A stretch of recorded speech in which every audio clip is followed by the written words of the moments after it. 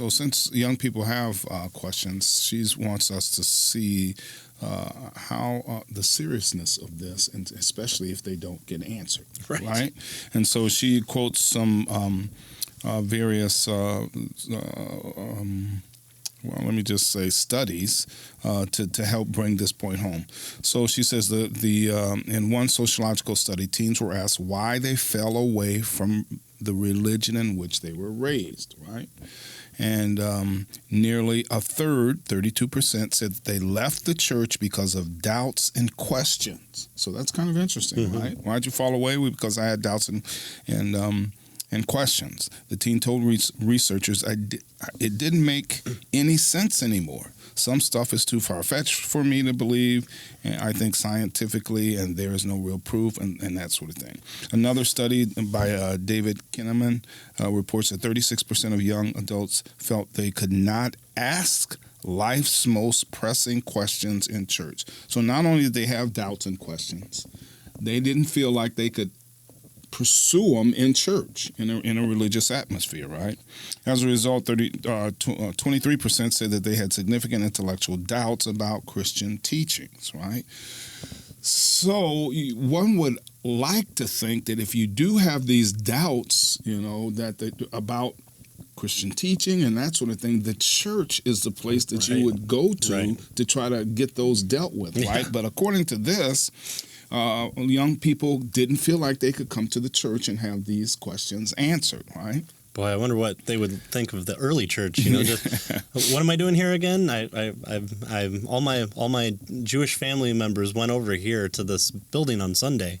I've questions on what they believe and why they're not sacrificing in the temple anymore.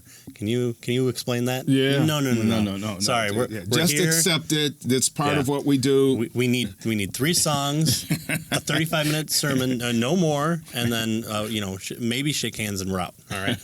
We got places to be. We got Old Country Buffet to go to. Yeah, so she suggests, a lot of church youth groups rarely teach apologetics, majoring instead on games and goodies. Oh, so that's kind of I don't know, maybe a low blow, but anyway. Yeah. So she says, now parents are rightly concerned about the risks involved in exposing their children to non-biblical perspectives, right? Because there are risks, and so you need to be aware of that. But she says there is also a risk in raising children who think the only way they can test their mettle is by breaking away from their family and their church, right? So they're so caught up into this, well, maybe there's something on the outside that I'm missing, that kind of thing, right? And so competing worldviews often appear more attractive when they acquire the allure of the forbidden. Yeah, I think this was, too, a response from the whole young, restless, and reform perspective when it came out. It's these ideas of God's sovereignty and depravity and good, theological discussion was almost hidden from us. And so, we were kind of given a watered-down version of the gospel, and everything's only the gospel, and that's it, and you can't ask questions further than that, and not understanding like who God is and how that actually helps build up your understanding of what the gospel is and who it goes to and our role in that. That movement was a kind of an internal response from believers who kind of had the light switch thrown and said, there's more to it than what we've been told, and so this is kind of the opposite of what she's talking about. Is instead of going towards unbelief, these were believers who went deeper into belief because they realized that there was more, and dead guys who had written 1,500 years ago actually talked about this stuff. Yeah, so she's suggesting here, and the heading of this one is that teens, we leave them vulnerable. Right? When they have questions and issues, and we don't address them, right? We kind of they don't feel like they can come to the church and get these types of things. She says here the danger is, she gives us an illustration of this, or example. The danger was brought home to me when I talked with a Christian mother who told me, quote, all the answers we need are in the Bible. We should not have to read anything else. Well, I mean, okay, that's, I don't have a real serious problem with that. But then she said, in the next breath, she confided that her son had recently gone off to college where he promptly joined a new atheist group and rejected his Christian upbringing. Right? So this mother thought she was protecting her son by avoiding discussions of doubts and difficulties. Instead, she left him defenseless. And so when these new ideas came along, he had no context by which to deal with them. Right. And so he was taken in by them. Yeah. Right?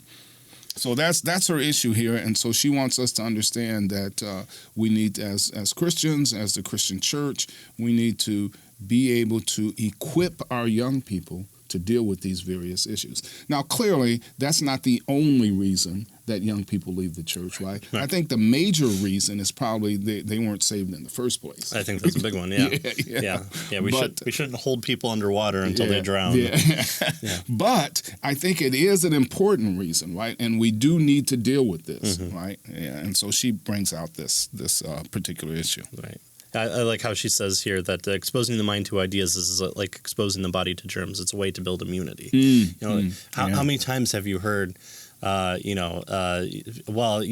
Christians, you take one part of the Bible seriously, but not the other part. Why are you wearing mixed fibers or eating shellfish or, all that? How many times do we have to deal with those same objections before we just have a quick, pithy response to people? And so when you first hear those things, it's like, oh, why do I do that?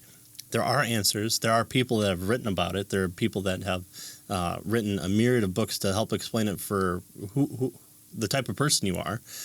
So seek out those answers because they're out there, and we should be ready to have answers ready for people that do have those objections. And hopefully we'll stop hearing those things and we'll hear new things for the next 50 years. All right, so you will. I don't know if I'll be around. Well, anyway. Okay. All right. I guess so.